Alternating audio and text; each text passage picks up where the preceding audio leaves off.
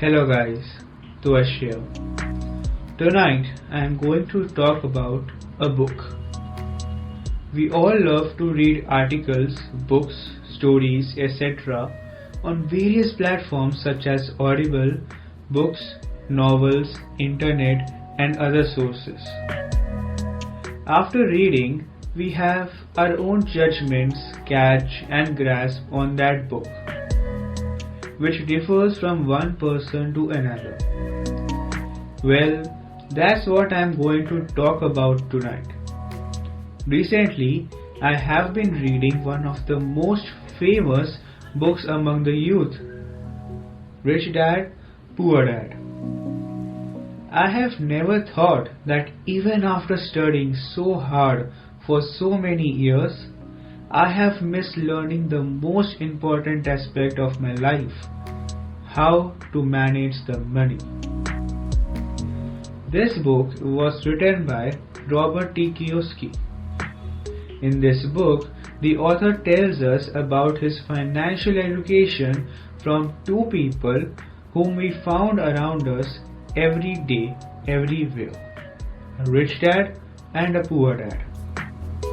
Dad in this title is used to indicate our primary instructor. Both of his dads or teachers are well-to-do in their respective fields. Here, the comparison was done based on their financial education and not on the basis of any other parameters which you might have thought of. Here, the rich dad's financial education was far more polished and precise than the poor dad, while poor dad's technical knowledge was equivalently precise and good than the rich dad. In each chapter of this book, we have a comparison between the financial and the technical idols of rich dad and poor dad, highlighting their roles and their importance in one's life. In each chapter, I find how sharpening your brain or knowledge in the respect of goals is far more better than just filling it with every single knowledge which is around you. The first point discussed is the difference between the financial and technical education. Most of the families tend to focus upon the technical education part for so many years and train their children or youth to be a master in a specific sector of the economy. This specific sector expertise ensures a plump, high-paying job in a very big corporate or in a very big city. Technical education is a must, but along with it, you must have financial education like profit and loss, opportunities, assets, liabilities, etc. Technical education will help you to earn big, and financial education will help you to make your earnings even bigger. The second point that is discussed is the flow and interrelation of your expenditure, savings and earnings. These are just variables, and how you put them in the mathematical equation of life defines the type of future you are going to have. There are many situations that we come across in our day-to-day life where we make a decision about this equation, like the equation in which the order is earning goes into expenditure, and then whatever is left as a difference is going to savings. In this case, you have very less or nothing left for savings, and you cannot invest it in anything, which creates a very less level of enthusiasm for doing something new or unique. This creates a lack of financial freedom in the future and increases mental stress due to the never-ending demands for due bills. Overall, it is just makes us run in loops and loop in which we are just working our life to pay bills and not the enjoy it. This is termed as rat race by the author. The second equation is from earning, we save a fixed amount and whatever is left goes into expenditure. In this case, you are paying yourself first to secure your own future. Financially, you are able to work on your health, family, and more likely on efficiency.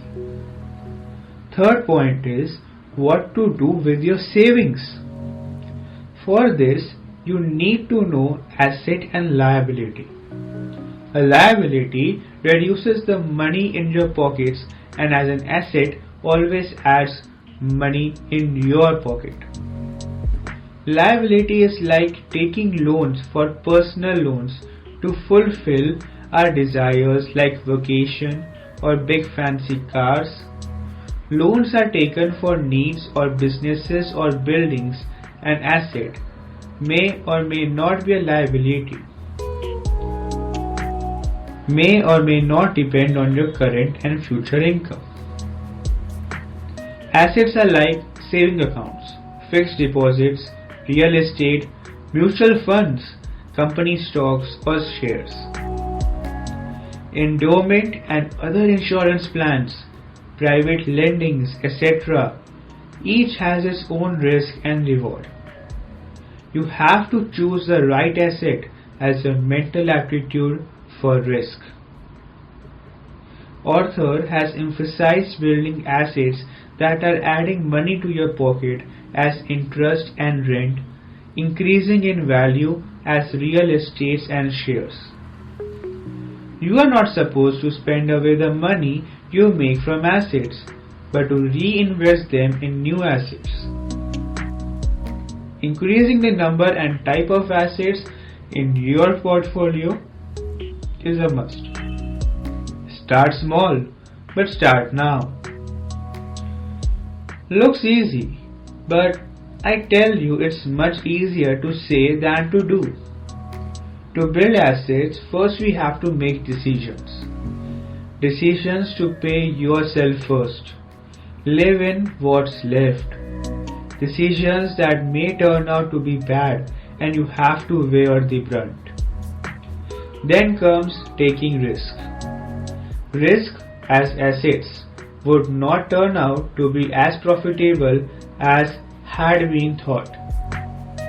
You may lose some or all money in some. You have to be mentally strong and learn your lessons and move on. Your fear should inspire you to take calculated risk. Then comes controlling emotions. Emotions to splurge or taking a decision in the moment of heat. This creates issues which are either visible or impact us indirectly. So just relax and let the overdose of adrenaline ebb down before making any decision. In short, be self-disciplined and poised. Fourth, learn about your options for assets. Include but not limited to risk, rewards, lack in period, managers of your assets, etc. Learn from your books, lectures, seminars, conferences, instructors, and the list just goes on. Fifth, learn about the laws governing your assets. Laws about tax and the various ways of reducing your tax liability without crossing the thin line between legal and illegality. Sixth, Learn to study people, to listen to the unsaid, their motives and drives to help you out. There is no free lunch.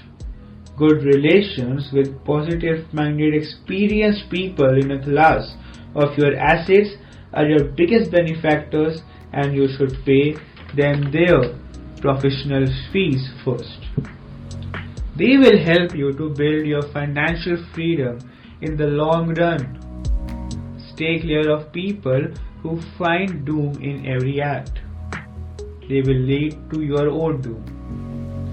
7th, do not be lazy to learn new things. Explore new avenues. Take some risk. Be greedy to earn more and live more. Do not save a penny to ruin your health in the long run. If you do not know something, accept it and try to learn it from whatever source you get. Do not let your arrogance stop you from accepting the truth and learning. 8th, do take a break and pause to reassess your choices, assets in the past, present and future of your assets. Reassess and reallocate your money among old or some new assets. Nothing works forever. You need to evaluate them from time to time. Though the author is primarily involved in real estate as an asset, the principles are applicable to any class of an asset. This book has many points that compares the thinking of two types of individuals who have gained many things in their life, but at different segments of economy and lifestyle. Here, one might have gained power, respect and influence, but for a very short time, while the other person, who is always looking for opportunities in case of money, has not only gained income, but also an invisible form of power that can change some decisions, some thoughts, and even some organizations. Reading this book once is not enough for any individual, but reading it again and again is also not a solution. Apply every single step and then see where you are standing and what you must do to cover that aspect which are you lacking. Each word, each sentence and each verse has something to do with something which only a person who is willing to change himself or herself for good can find. With this, we come to an end to our book Rich Dad Poor Dad, written by Robert T. Kiyosaki. Don't forget to share this podcast among your network and even like, subscribe and follow the podcast on your listening device.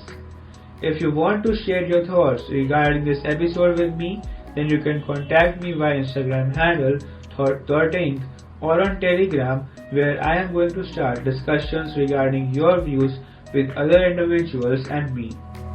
So until the next episode, see ya.